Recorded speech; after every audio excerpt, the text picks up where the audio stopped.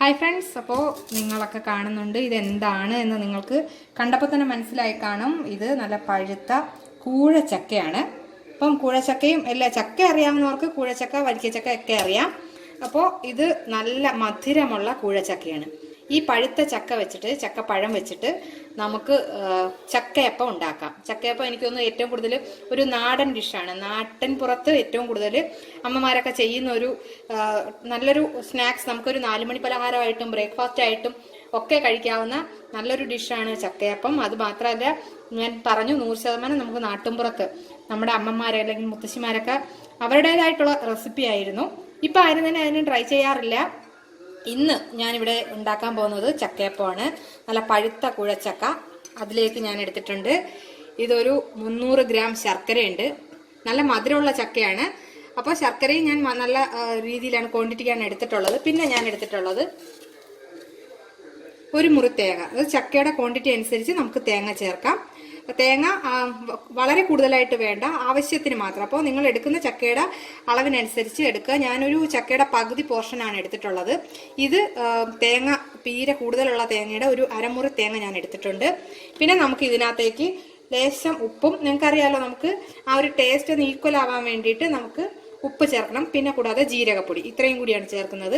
നമുക്ക് ആദ്യം ഇതിലേക്ക് ശർക്കര ഇട്ട് കൊടുക്കാം. നന്നായിട്ട് നമ്മൾ കൈകൊണ്ട് മിക്സ് ചെയ്യണം. കൈകൊണ്ട് തന്നെയാണ് ഇതിൻ്റെ മിക്സിങ് എല്ലാം, അതല്ലാതെ നമ്മൾ സ്പൂൺ വെച്ചിട്ടോ അങ്ങനെയൊന്നും അല്ല. ഇതിലേക്ക് നമുക്ക് തേങ്ങ,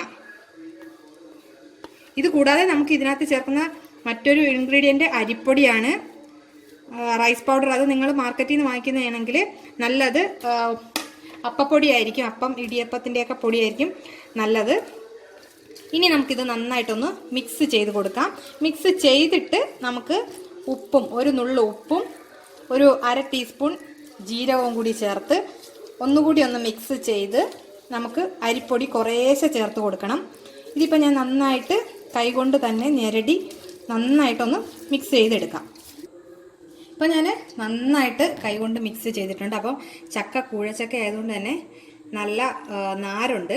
ഇനി നമുക്കിതിലേക്ക് ഒരു 1/2 ടീസ്പൂണോളം അല്ലെങ്കിൽ 1/4 ടീസ്പൂൺ ജീരകപ്പൊടി ചേർത്ത് കൊടുക്കാം. ജീരകപ്പൊടി നിങ്ങൾക്ക് ഓപ്ഷനിലാണ്. നിങ്ങൾക്ക് താല്പര്യം ഉണ്ടെങ്കിൽ, നിങ്ങൾക്ക് ടേസ്റ്റിന് ഇഷ്ടമാണെങ്കിൽ ജീരകപ്പൊടി ചേർത്ത് കൊടുക്കുക. നമുക്കിതിലേക്കൊരു 1/4 ടീസ്പൂൺ ഉപ്പ് കൂടി ചേർത്ത് കൊടുക്കാം. ഉപ്പ് നമുക്കൊരു ടേസ്റ്റ് ഈക്വൽ ആവാനായിട്ടാണ്. ഇനി നമുക്കിതിലേക്ക് ചേർക്കേണ്ടത് അരിപ്പൊടി.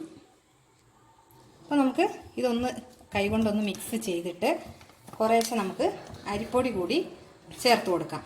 അരിപ്പൊടി നമുക്ക് ഇതൊന്ന് ടൈറ്റായി, നമുക്ക് ഈ ഓട്ടട അല്ലെങ്കിൽ ഇലയുടെയൊക്കെ ഉണ്ടാക്കുന്ന പാകത്തിന് നമുക്ക് അതിൻ്റെ ഒരു കട്ടി കിട്ടണം. ആ ഒരു തിക്നെസ്സിലേക്ക് വേണം ആദ്യം. അതുകൊണ്ടാണ് ശർക്കര ഉപയോഗിച്ച്, ശർക്കര ഇട്ട് നന്നായിട്ട് നമ്മൾ ഇളക്കി അതിൻ്റെ ആ ഒരു ശർക്കരയുടെ കട്ടയെല്ലാം അലിഞ്ഞു പോകണം. കാര്യം പിന്നീട് നമ്മൾ അരിപ്പൊടി ചേർത്തതിന് ശേഷം ഈ ഒരു നമ്മുടെ ബാറ്റർ ലൂസ് ആവാൻ പാടില്ല. ഈ ഒരു അളവിന് നമുക്ക് ഇപ്പം എല്ലാ ശർക്കരയും അലിഞ്ഞു വന്നിട്ടുണ്ട്. ഇനി ഇതിനെ ഒന്ന് നല്ലൊരു ടൈറ്റാക്കി എടുക്കണം. അതിന് നമ്മൾ കുറേശ്ശെ ആയിട്ട് അരിപ്പൊടി ഇട്ട് നന്നായിട്ട് മിക്സ് ചെയ്ത് എടുക്കാം. ഇപ്പം കറക്റ്റ് ആ ഒരു നമുക്കൊരു ഭയങ്കര തിക്കും അല്ല എന്നാൽ ലൂസും അല്ലാത്തൊരു ബാറ്ററാണ് നമുക്ക് ചക്കയപ്പത്തിന് ഞാനിവിടെ കുഴച്ചെടുത്തിട്ടുള്ളത്. അപ്പോൾ നമുക്ക് ഇത് ഇനിയും ഈ വട്ടത്താമര ഇല അല്ലെങ്കിൽ വട്ടയില എന്ന് പറയുന്ന ഇലയിലാണ് ഇത് സാധാരണയായിട്ട് ഉണ്ടാക്കുന്നത്. നല്ല ടേസ്റ്റി ആയിട്ട് നമുക്ക് ആ ഒരു വട്ടയിലയുടെ രുചി കൂടി കിട്ടും. അപ്പോൾ ഇത് നമുക്ക് പ്രത്യേകിച്ച് വലിപ്പമൊന്നുമില്ല, അല്ലെങ്കിൽ ഒരു പ്രത്യേക രീതിയിൽ അളവോ അങ്ങനെയൊന്നുമില്ല. ഇലയുടെ വലിപ്പം അനുസരിച്ച് നമുക്ക് അതിൻ്റെ ക്വാണ്ടിറ്റി കൂട്ടുകയും കുറയ്ക്കുകയൊക്കെ ചെയ്യാം. അപ്പോൾ ഇതുപോലെ നമുക്ക് എടുത്തിട്ട് നെക്സ്റ്റ് നമ്മളിത് പൊതിയുന്ന ഒരു മടക്കി എടുക്കുന്ന ഒരു രീതിയുണ്ട്. അപ്പോൾ അതനുസരിച്ച് നമ്മൾ ജസ്റ്റ് ഇതുപോലെ ഒന്ന് മടക്കുക. മടക്കിയതിന് ശേഷം നമുക്ക് ഇതൊരു നമ്മൾ തെരളിയപ്പം അല്ലെങ്കിൽ സാധാരണ അട ഉണ്ടാക്കുന്നത് പോലെ നമുക്ക് ഒരു ഇഡലി തട്ടിലേക്ക് വെക്കാം. ഞാനിവിടെ വെള്ളം ഒഴിച്ച് വെച്ചിട്ടുണ്ട്. തിളച്ച് തുടങ്ങിയിട്ടില്ല. എന്നാലും ഈ നമുക്ക് പൊതിഞ്ഞെടുക്കുന്ന ഈ ചക്കയപ്പത്തിൻ്റെ കൂട്ട് നമുക്കിതുപോലെ ഓരോ സൈഡിലായിട്ട് നമുക്കിത് നിറച്ച് ഒന്ന് എടുക്കാം.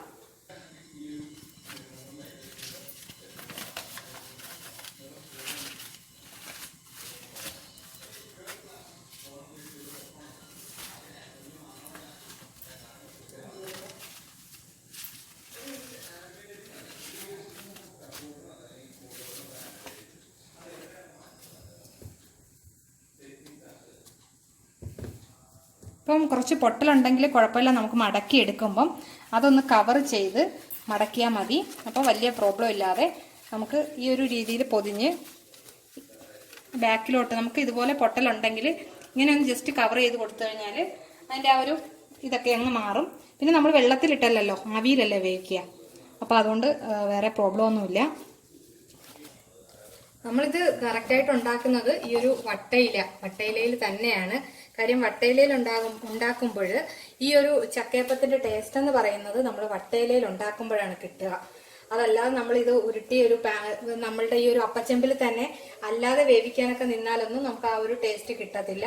അതുപോലെ വാഴയിലയാണെങ്കിലും ഈ ഒരു വാഴയിലയ്ക്ക് ഒരു രുചിയുണ്ട്, എന്നാൽ പോലും ചക്കയപ്പത്തിനെന്ന് പറയുമ്പം നമ്മളുടെ ഇതുപോലെ വട്ടയില തന്നെ എടുക്കാൻ ശ്രദ്ധിക്കുക. കാര്യം ചക്കയപ്പത്തിന്റെ ഫുൾ ടേസ്റ്റ് അറിയണം എന്നുണ്ടെങ്കിൽ നമ്മൾ ആ ഒരു രീതിയിൽ തന്നെ ചെയ്താൽ മാത്രമേ നമുക്ക് കറക്റ്റായിട്ടുള്ള ആ ഒരു വട്ടയപ്പം അല്ലെങ്കിൽ ഈ ചക്കയപ്പത്തിന്റെ ടേസ്റ്റ് നമുക്ക് കിട്ടുള്ളൂ. അപ്പോൾ ഞാൻ ഓൾറെഡി എല്ലാം ഇതുപോലെ ഒന്ന് മടക്കി എടുത്ത് വെച്ചിട്ടുണ്ട്. അപ്പം ഒന്നിൽ കൊള്ളാനുള്ളതല്ല, ഞാൻ കുറച്ച് ക്വാണ്ടിറ്റി കൂടുതലായിട്ടാണ് എടുത്തിട്ടുള്ളത്. അതുകൊണ്ട് തന്നെ 2 ഇഡ്ഡലി പാത്രത്തിലാണ് ഞാനിവിടെ വെച്ചിട്ടുള്ളത്. ഇതല്ലെങ്കിൽ നിങ്ങൾക്ക് ചെയ്യാൻ പറ്റുന്നതെന്ന് വെച്ച് കഴിഞ്ഞാൽ ഒരു കലം, വലിയ കലമാണെങ്കിൽ അതിനകത്ത് ചിരട്ടയും മറ്റ് കുറച്ച് ഇതുപോലെയുള്ള വട്ടയിലയുടെ ബാലൻസ് ഒക്കെ എടുത്ത് അതിനകത്ത് വെച്ചിട്ട് അതിൻ്റെ മുകളിൽ ഇത് വെച്ചിട്ട് ഒറ്റ ട്രിപ്പായിട്ട് വേവിക്കാം. എന്നാൽ ഇപ്പം അതൊക്കെ കുക്കിംഗ് പ്രോസസ്സൊക്കെ എല്ലാവർക്കും അത്ര പരിചിതമല്ലാത്തത് കൊണ്ടാണ് ഞാൻ ഈ ഒരു ഇഡ്ഡലിക്കുട്ടത്തിൽ ഇങ്ങനെ ചെയ്യാൻ പറ്റുമോ എന്നുള്ള രീതിയിൽ കാണിക്കുന്നത്. അപ്പോൾ ഇതിനി നമുക്കൊന്ന് അടച്ച് വെച്ച് ഒരു ഏകദേശം ഒരു അരമണിക്കൂർ തന്നെ നന്നായിട്ട് വേവാൻ വെയിറ്റ് ചെയ്യണം. അരമണിക്കൂർ കഴിഞ്ഞിട്ട് നമുക്ക് ഇതിൻ്റെ ഒന്ന് ആവി എടുത്തൊന്ന് നോക്കണം വെന്തിട്ടുണ്ടോ എന്ന്. ഇല്ലെങ്കിൽ നമുക്ക് കുറച്ച് വെള്ളവും കൂടി ഈ ഇഡ്ഡലി പാത്രത്തിൽ കുറച്ച് വെള്ളവും കൂടി ഒഴിച്ച് വീണ്ടും നമ്മളൊരു 10-15 മിനിറ്റ് വേവുന്നത് വരെ വെയിറ്റ് ചെയ്യണം. അപ്പോൾ ഇത് രണ്ടും നമുക്ക് ഒന്ന് വേവിച്ച് ഇപ്പം ഏകദേശം നന്നായിട്ട് തന്നെ ഞാൻ അരമണിക്കൂർ പറഞ്ഞു, കറക്റ്റ് അരമണിക്കൂറിൽ എനിക്ക് വെന്ത് കിട്ടിയിട്ടുണ്ട്. അപ്പോൾ നല്ല ആവിയൊക്കെ വന്നു. അതുപോലെ തന്നെ നമുക്ക് ആ ഒരു വട്ടയില, ഈ ഒരു ഇല വാടിയ നല്ല മണവും അതുപോലെ ചക്ക വെന്ത മണവും ഒക്കെ ഞാൻ ഇടയ്ക്കൊന്ന് ജസ്റ്റ് അത് വേവ് നോക്കാൻ വേണ്ടിയിട്ട് ഒന്ന് എടുത്ത് നോക്കിയിരുന്നു. അപ്പോൾ നന്നായിട്ട് വെന്തു. അപ്പോൾ അതിനുശേഷം ഞാൻ ഒരു 5 മിനിറ്റും കൂടി ഇതുപോലെ ആവിയിൽ വേവിച്ചിട്ടാണ് എടുത്തത്. നമുക്കൊന്ന് പൊട്ടിച്ച് നോക്കാം. അപ്പോൾ ഞാൻ ഒന്ന് ജസ്റ്റ് അതിൻ്റെ ഒരു ടേസ്റ്റ് നോക്കി, അല്ലെങ്കിൽ വെന്തത് നോക്കിയതിൻ്റെയാണ് ഈ ഒരു ഇല. അതിനുശേഷം ഒരു 5 മിനിറ്റും കൂടെ നന്നായിട്ടൊന്ന് വേവിച്ചതാണ്. അപ്പോൾ അതിൻ്റെ കളറൊക്കെ നന്നായിട്ട് മാറിയിട്ടുണ്ട്. ഇതിപ്പോൾ ചൂടായതുകൊണ്ടാണ് ഞാൻ സ്പൂൺ ഉപയോഗിച്ച് മുറിക്കുന്നത്. നല്ല ചൂടുണ്ട്.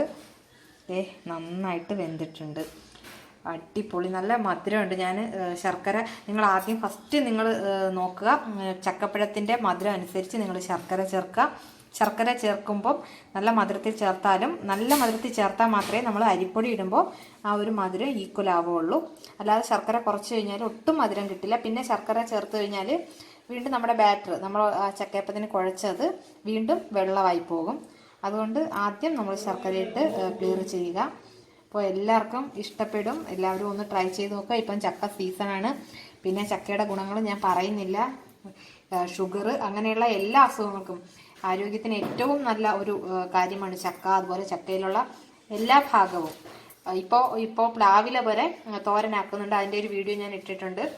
അപ്പം പ്ലാവിലയിൽ പോലും അത്രയേറെ ഗുണം കിട്ടുന്നതാണ്. അപ്പോൾ അതുപോലെ തന്നെ ചക്കപ്പഴവും ഒന്നും വേസ്റ്റ് ചെയ്യാനില്ല. അപ്പോൾ ഈ ചക്കപ്പഴം വെച്ചിട്ട് നിങ്ങളൊരു ചക്കയപ്പം ട്രൈ ചെയ്ത് നോക്കുക.